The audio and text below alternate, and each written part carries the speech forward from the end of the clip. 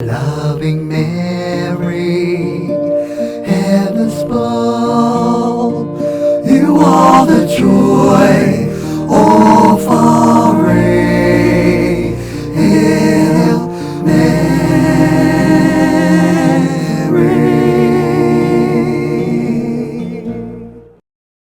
Mary, Solace of Migrants is a new title that Pope Francis has added to the Litany of Loreto, Our Lady, and probably with the purpose because he wants all of us to focus on the plight of migrants. You know that Mary gave birth to Jesus in a stable, very odd, in fact.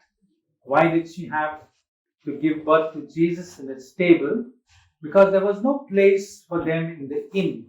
She was not recognized. Therefore, she must have been traveling. And because she is not recognized, she had to give birth to Jesus in a stable. It shows us very clearly that Mary herself was a migrant.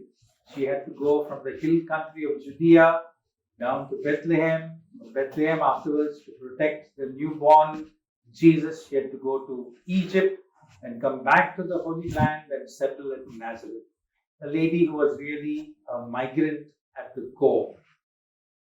When we look at Mary as the solace of migrants, therefore, we can look at her in her way in which she spelled out for herself the plight of a migrant.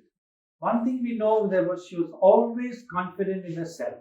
She knew she was performing the mission that God has given to her, and if that meant going from place to place, she would do it with great confidence in herself, and also a great confidence in God. It is God who has called us to do this mission. She was sure that God would help her. This dual way in which confidence played out in her life is something that we can always learn from her.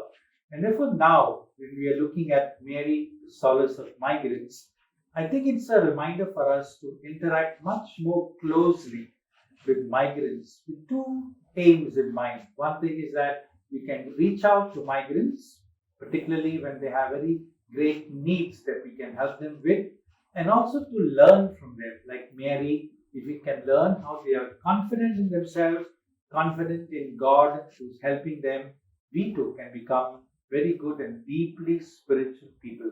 May we always remember Mary as the solace of migrants. Hail